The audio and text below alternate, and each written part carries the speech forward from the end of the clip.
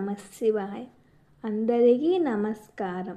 ఈరోజు మనం తెలుసుకోబోయేది ఏమిటంటే, భూమిపై ఉన్న 12 జ్యోతిర్లింగాలలో శివుడు శ్రీరాముని చేత పూజింపబడిన ఏకైక క్షేత్రం, శైవం వైష్ణవం కలిసిన పవిత్ర స్థలం. అదే శ్రీ రామేశ్వర జ్యోతిర్లింగం.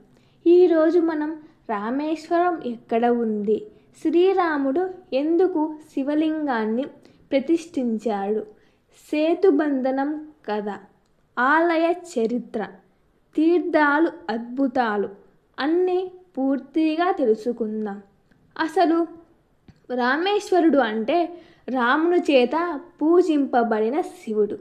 రామభక్తికి ప్రసన్నుడైన ఈశ్వరుడు ఇక్కడ ప్రత్యేకతగా నిలిచారు. ఇక్కడ ఎందుకు అంత ప్రత్యేకత అంటే, శివుడు దేవుడిగా కాదు, రాముని భక్తుడిగా నిలిచాడు.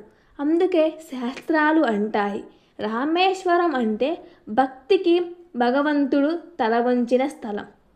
తల వంచడం అంటే ఏడో అర్థం తీసుకోమాకండి, భక్తికి దేవుడు కూడా దిగి వస్తాడనే అర్థంతోనే చెప్పా.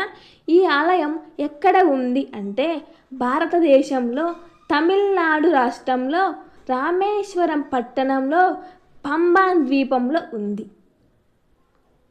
ఇది బంగాళాఖాతం, హిందూ మహాసముద్రం కలిసే ప్రాంతానికి సమీపంలో ఉంది. సీతాదేవి అపహరణ తర్వాత శ్రీరాముడు లంకపై యుద్ధానికి సిద్ధమయ్యాడు. కానీ యుద్ధానికి ముందు బ్రహ్మ హత్య దోషం నివారణ కోసం శివ పూజ చెయ్యాలని అంతా జరిగిన తర్వాత, రావణుడు బ్రాహ్మణుడు కదా, అతన్ని సంహరించిన పాపం, బ్రాహ్మణ పాపం తొలగిపోవడం కోసం శివ పూజ చెయ్యాలని అనుకున్నాడు. అప్పుడే రామేశ్వర క్షేత్రం ప్రాముఖ్యత మొదలైంది.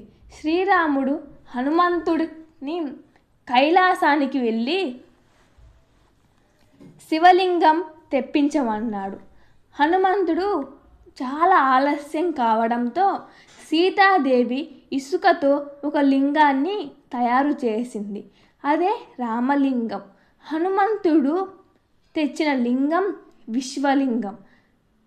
సీతమ్మ చేసిన లింగం తర్వాత ఇది హనుమంతుడు తెచ్చిన లింగానికి విశ్వలింగం అని పేరు పెట్టాడు. శ్రీరాముడు ఆదేశించాడు, ముందుగా రామలింగం పూజ తర్వాత విశ్వలింగం. రామలింగం అంటే అది సీతమ్మ తయారు చేసిన లింగం, విశ్వలింగం అంటే హనుమంతుడు తయారు చేసిన లింగం. అలాగా ముందు రామలింగాన్ని పూజించి తర్వాత విశ్వలింగం పూజించాలని సంప్రదాయం మొదలైంది. ఆ సంప్రదాయం ఈనాటికి కూడా కొనసాగుతుంది. లంకకు చేరాలంటే సముద్రం దాటాలి. శ్రీరాముడు సముద్ర దేవుణ్ణి ప్రార్థించాడు. అది ఎప్పుడు జరిగిందంటే, రామాయణ మధ్యలో సీతమ్మను అపహరించిన రావణుడి కాడి నుంచి సీతమ్మను యుద్ధం చేసి తీసుకురావడానికి మధ్యలో నది ఉంది, సముద్రం ఉంది. దాన్ని దాటడానికి కూడా అప్పుడు ప్రతిష్ఠించారు.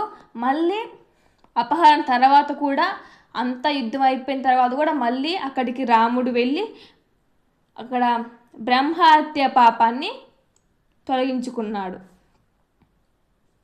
అప్పుడు ఆ లింగం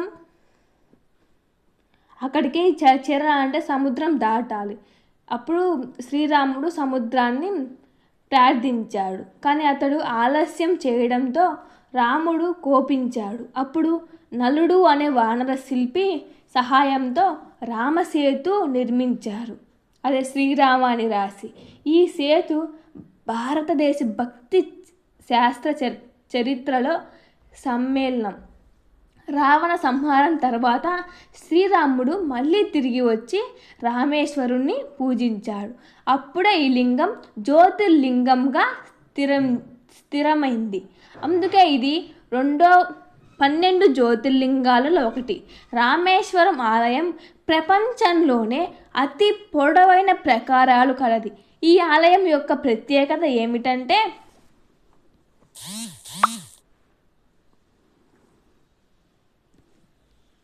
1000కి పైగా స్తంభాలు, అద్భుతమైన ద్రవిడ శిల్పకళ, అనేక రాజవంశాల నిర్మాణం.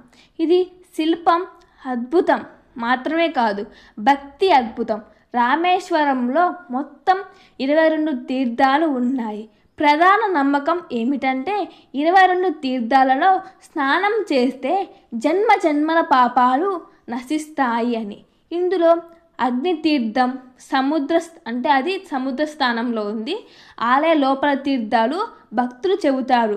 ఇక్కడ పితృదోష నివారణ, సంతాన భాగ్యం, మానసిక శాంతి, భయ విముక్తి తొలగిపోతాయి. ఇది అనుభవంలో తెలిసే క్షేత్రం. ఇక్కడ మహాశివరాత్రి, శ్రీరామనవమి, శ్రావణ మాసం రోజుల్లో రామేశ్వరం కైలాసంలా మారుతుంది. రామేశ్వర దర్శనం పాపక్షయం పోవడానికి మహాపుణ్యమైన క్షేత్రం. చివరిగా రామేశ్వరం మనకు చెప్పే సందేశం ఏమిటంటే దేవుడు కూడా ధర్మాన్ని పాటిస్తాడు. భక్తి ముందు భగవంతుడు కూడా తన కర్తవ్యాన్ని చేయాల్సింది. ఇక్కడ శైవం వైష్ణవం ఒకటే కాదు, రెండు కలిసే క్షేత్రమే ఈ రామేశ్వర జ్యోతిర్లింగం. ఓం నమ శివాయ, జై శ్రీరామ్. ఇంతటితో ఈ జ్యోతిర్లింగం గురించి పూర్తిగా తెలుసుకున్నాం. ఇంకా నెక్స్ట్ జ్యోతిర్లింగం కృష్ణేశ్వర జ్యోతిర్లింగం. అదొక్క జ్యోతిర్లింగం అయిపోతే మనకు 12 జ్యోతిర్లింగాలు క్లియర్ అయిపోతాయి. అప్పుడు మనం పంచారామాలు కూడా చెప్పుకుందాం శివరాత్రిలోపు. ఇంకెన్నో పురాణ గాథలు, శివ చరిత్ర, సాయిబాబా భక్తి, అన్ని పురాణాలు క్లియర్గా తెలుసుకుందాం. నా ఏమన్నా తప్పుగా చెప్పుంటే మన్నించండి. Thank you.